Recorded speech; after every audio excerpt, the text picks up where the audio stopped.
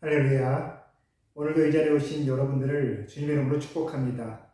오늘도 역시 우리 하나님의 품 안에서 주님의 손을 꼭 붙잡으시고 다시 한번 힘있게 또 기쁨으로 행복하게 한 걸음 한 걸음 세상을 향해 나아가시는 여러분들 되시기를 주님의 이름으로 축복합니다. 우리 함께 사도신경으로 신앙을 고백하겠습니다. 나는 전능하신 아버지 하나님 천지의 창조주를 믿습니다. 나는 그의 유일하신 아들 우리 주 예수 그리스도를 믿습니다. 그는 성령으로 잉태되어 동정녀 마리아에게서 나시고 본디오 빌라도에게 고난을 받아 십자가에 못 박혀 죽으시고 장사된 지 사흘 만에 죽은 자 가운데서 다시 살아나셨으며 하늘에 오르시어 전능하신 아버지 하나님 우편에 앉아 계시다가 거기로부터 살아있는 자와 죽은 자를 심판하러 오십니다.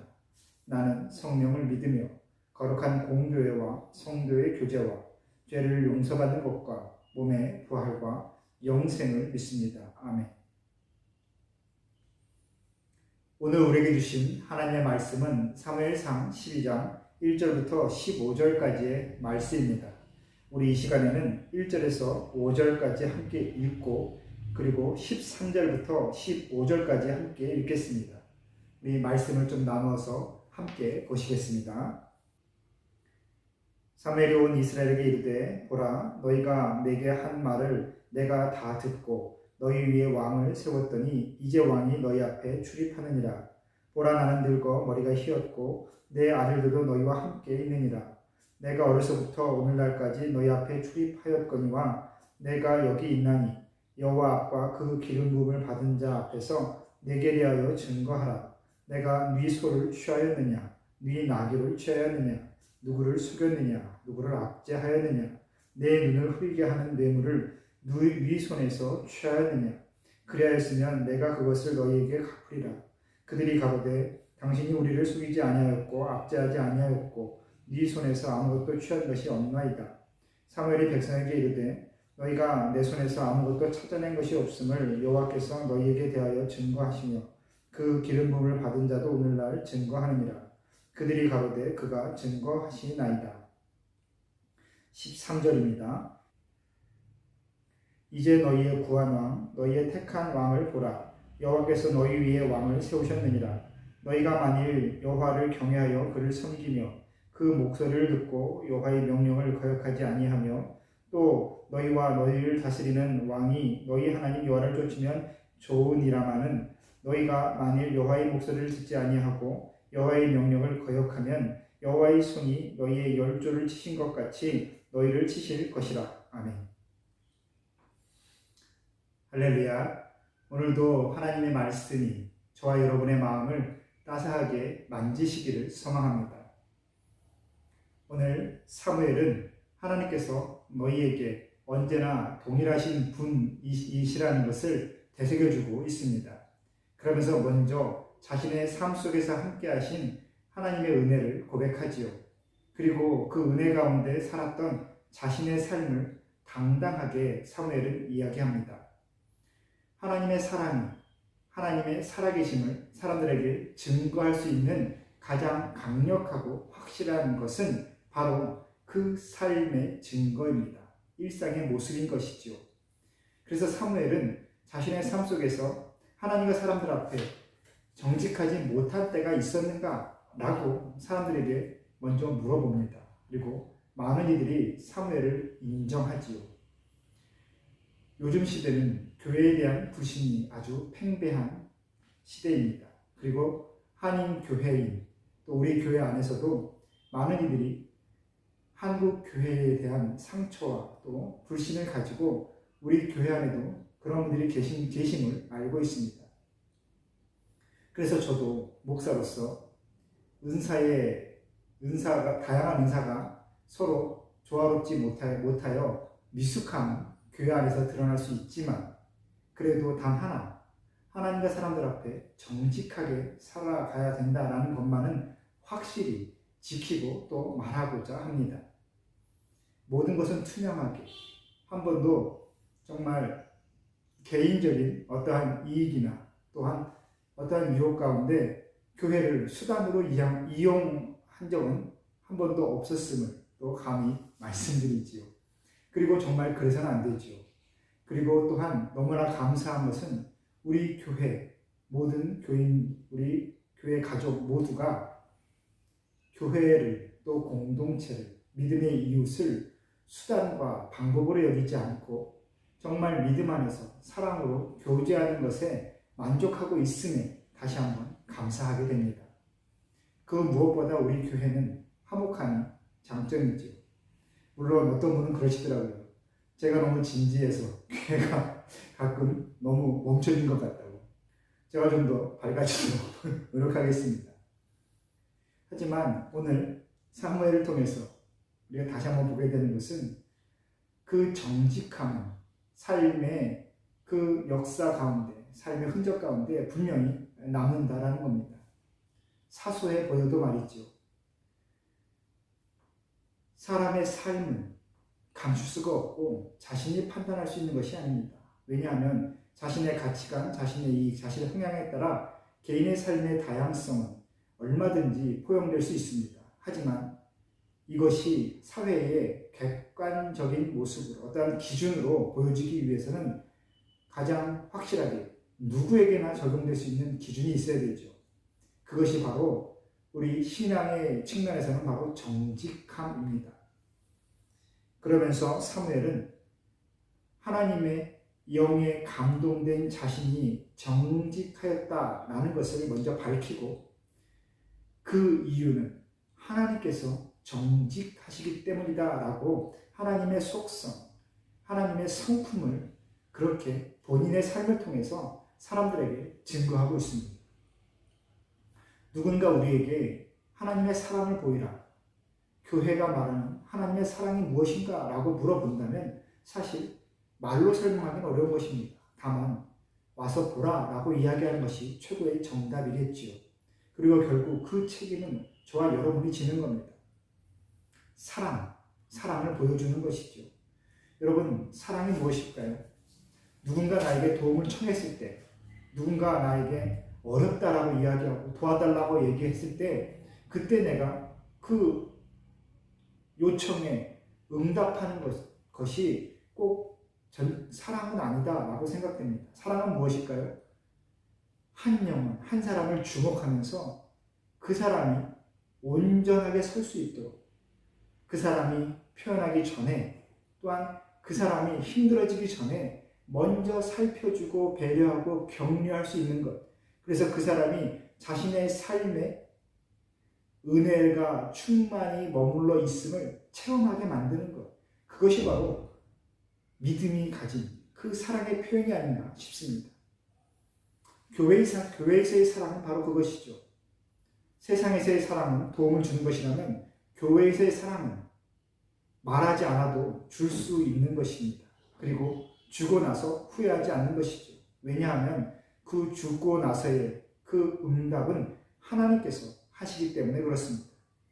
내가 준 사람에게 보답받는 것이 아니죠. 그래서 우리는 늘 뿌리고 마치 햇볕 정책처럼 마음껏 빛을 쬐어주고 사랑을 쬐어주고 그 결과는 오직 하나님께 맡기면 되는 것.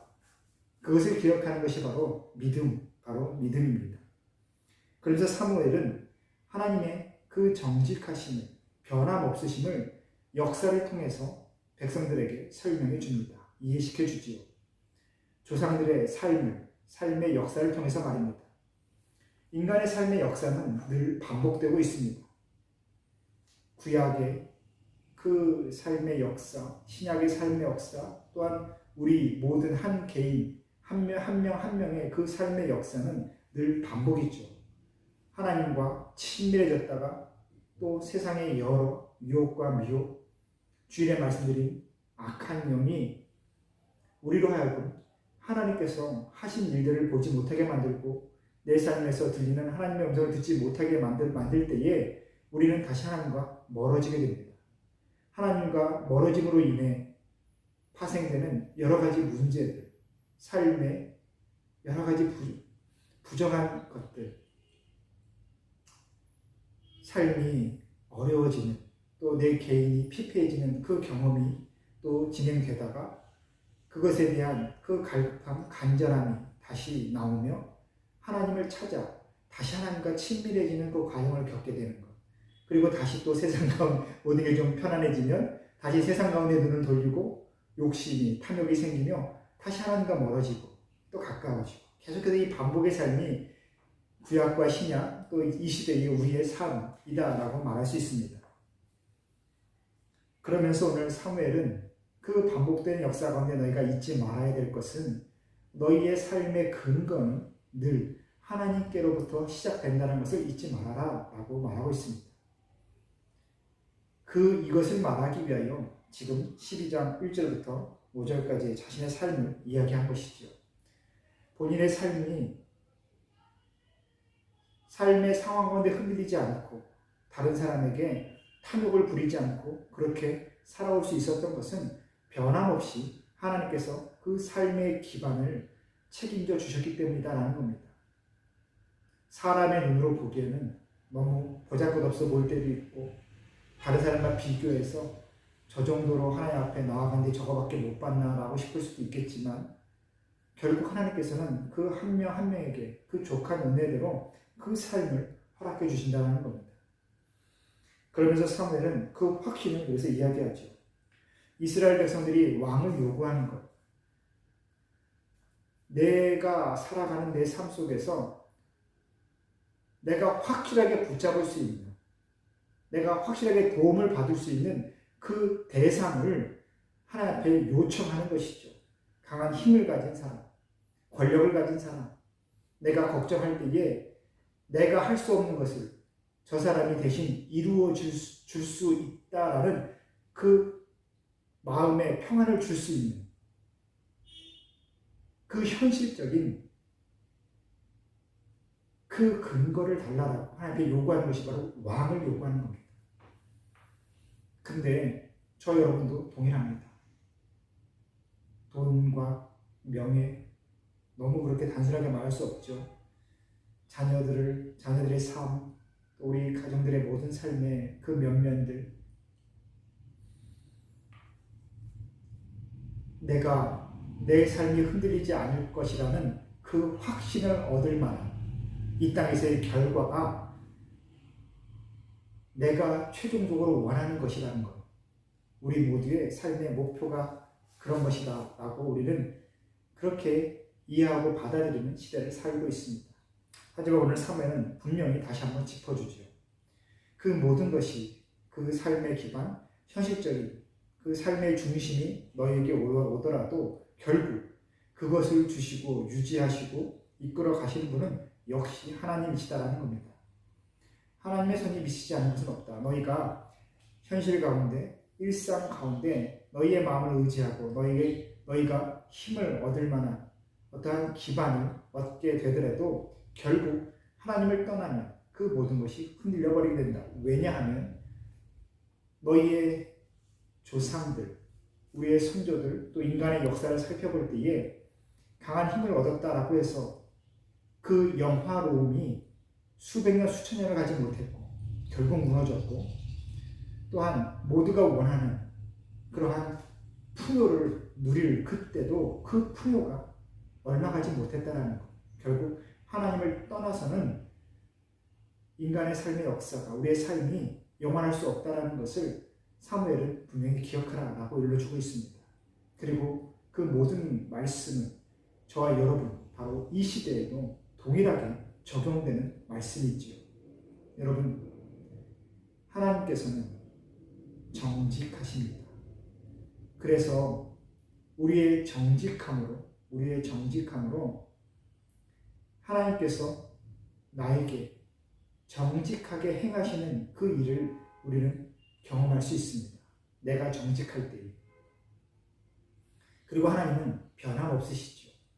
하나님과 친밀할 때 우리는 하나님의 그 은혜의 기반 위에 살 수 있습니다. 하나님과 친밀하지 않는다면, 하나님을 떠난다면 우리는 그 은혜의 기반 위에 설 수가 없다라는 것이죠. 여러분, 이 시대에 한번 생각해 봅니다. 개인적으로 이 말씀 묵상하면서 이러한 감동이 됐습니다. 나를 향한 하나님의 열심, 나 하나를 이 땅에 살게 하시려고 하나님께서 얼마나 큰 힘을 쏟고 계시는가. 내 삶을 통해 하나님의 열심이 얼마나 풍성하게 임하고 있는가. 그런데 나는 하나님을 향해 어떠한 열심을 품고 어떠한 열심으로 살아가고 있는가. 그 묵상을 하게 되었습니다. 여러분도 오늘 하나님의 열심, 나를 향한 하나님의 열심을 한번 묵상해 보시고 또 내가 하나님을 향해 살아가는 그 모습 가운데 나의 열심은 어떠한 모습인가를 한번 묵상해 보시면 좋겠습니다. 오늘도 주의 손을 붙잡고 한 걸음 한 걸음 은혜 가운데 나아가시는 여러분들 되시기를 주님의 이름으로 축복합니다. 우리 함께 기도하겠습니다. 우리의 생명의 주인 되신 하나님 아버지, 오늘도 이 하루를 도와주시니 감사합니다. 오늘 하루 어떠한 곳에서 누구와 함께 하든지 내 삶을 이끌어 가시는 하나님의 열심을 되새길 수 있는 우리 모두가 되게 하여 주옵소서. 나를 향한 하나님의 열심을 감사로 누리며 하나님을 향한 나의 열심을 다할 수 있도록 주님 우리 안에 믿음을 더하여 주옵소서. 오직 하나님을 떠나서는 그 은혜의 기반 위에 머물 수 없음을 깨닫고 오늘도 하나님 앞에 열심으로 나아가는, 성실함으로 나아가는 우리 모든 성도들 되게 하여 주옵소서. 예수님의 이름으로 기도합니다. 아멘.